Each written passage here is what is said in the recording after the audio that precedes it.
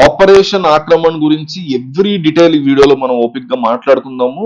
మా టీమ్ కి నాకు గాని మా టీం కి గాని ఒకే ఒక్క లైక్ ఇస్తే చాలా హెల్ప్ఫుల్ గా ఎంకరేజింగ్ ఒక పెద్ద బూస్ట్ ఇది. సో లైక్ ఇచ్చేసి వీడియో చూడడం మీరు కంటిన్యూ చేయండి.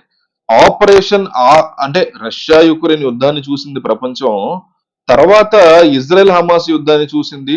అలాగే రకరకాల యుద్ధాలన్నీ చిన్నపాటి వార్ అవ్వచ్చు అన్నట్టుగా ఉంది పరిస్థితులు.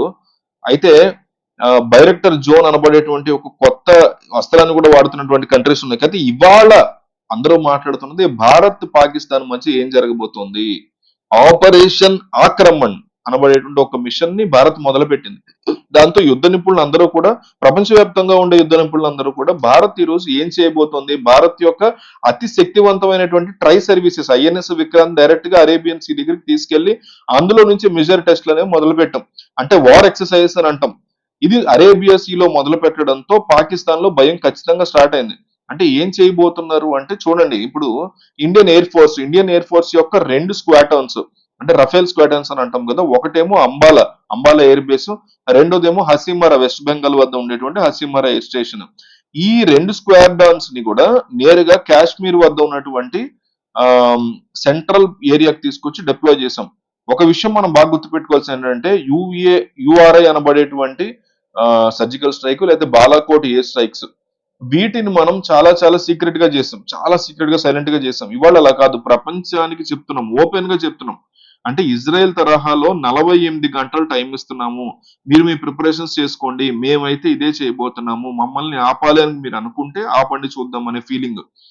ఎందుకు ప్రపంచం అంతా ఈరోజు మన వైపే ఉంది. అమెరికా, రష్యా, ఇజ్రాయెల్, యూరోప్ దేశాలన్నీ కూడా మీరు ఏం చేయాలో చేయండి, మేము మీతోనే ఉన్నాము అని చెప్పి for the first time in the history Bharat కి సపోర్ట్ గా ఉంటున్నారు. మనం గ్రౌండ్ లెవెల్ అటాక్స్ కోసం రఫేల్ విమానాలని సివిలేషన్స్ అంటాం. ఇవి ఎలా పనిచేస్తాయి అనేది ఒక్కసారి వార్ రిహార్సల్స్ చేస్తే, రఫేల్ అన్నప్పుడు మెటయోర్ అనబడేటువంటి ఏ టు ఎయిర్ మిసైల్స్ ఉంటాయి. ఏ టు ఎయిర్ మిసైల్స్ అన్నప్పుడు మెటయోర్స్ కి తిరుగు ఉండదని చెప్పి యూరోప్ సంబంధించినటువంటి యుద్ధ నిపుణులు చెప్తున్నమాట. ఇవన్నీ ఉన్నాయి మన దగ్గర. 100 కిలోమీటర్ల బియాండ్ విజువల్ రేంజ్, అంటే పైలట్ కి ఎదురుగా ఏమీ కనిపించక్కర్లేదు.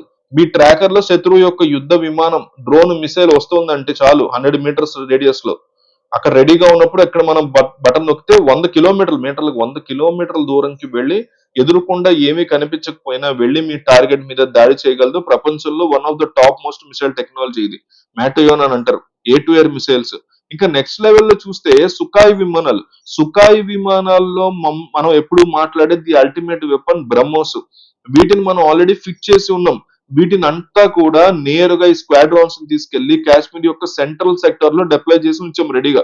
మరి ఇండియన్ ఆర్మీ వైపు ట్రై సర్వీసెస్ అంటున్నాం కదా, ఇండియన్ ఆర్మీ ఏం చేసిందంటే 42 టెర్రర్ క్యాంప్స్ ని గుర్తించింది.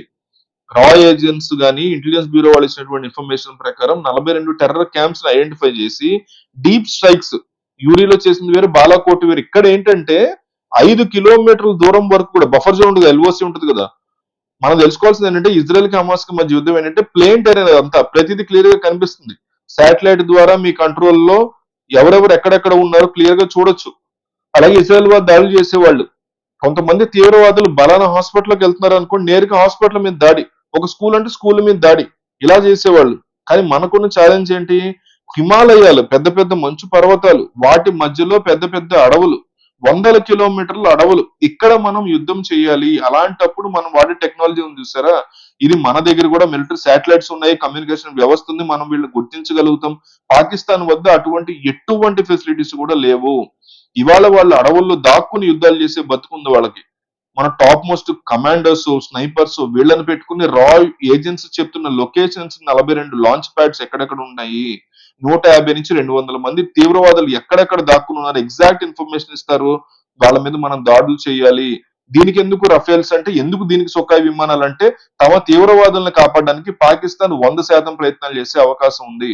ఆ రోజుల్లో ఒక జోక్ చెప్పుకునేవారు, మేము ఇంత కష్టపడి యువకులను ట్రైనింగ్ ఇచ్చి, ఆయుధాలు ఇచ్చి, డబ్బు ఇచ్చి, ఫుడ్ ఇస్తే మీరు ఇంత ఈజీగా వీళ్ళని లేపేస్తారా, వీళ్ళని మేము కాపాడుకోవాలి కదా అని.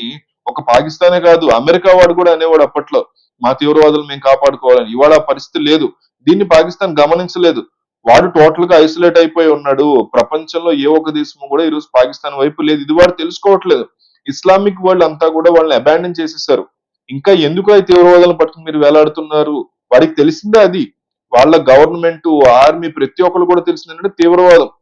వీళ్ళని పెట్టుకొని ఇంకా కూడా భారత్ ని భయపెట్టాలనేటువంటి మెంటాలిటీలో వాళ్ళు ముందుకొచ్చారు. ఈ రోజు సరదాగా టూరిస్ట్ కి పిక్నిక్ కి వచ్చిన వాళ్ళ మీద దాడులు చేస్తే ఊరుకోదు భారతదేశం అనేది ఒక స్ట్రాంగ్ ఇన్ఫర్మేషన్ థింగ్ ని చేయబోతోంది. ఆ ఆపరేషన్ ఆక్రమణ ద్వారా పిఓకే ఎంతవరకు అయితే వాళ్ళు స్వాధీనపరుచుకున్నారో 5 కిలోమీటర్లు, 10 కిలోమీటర్లు, 20 కిలోమీటర్లు, 50 కిలోమీటర్లు, 100, 200 కిలోమీటర్ల మొత్తాన్ని కూడా వెనక్కి తీసుకోవడమే ఈ ఆపరేషన్ ఆకర్ష్ అని తెలుస్తుంది.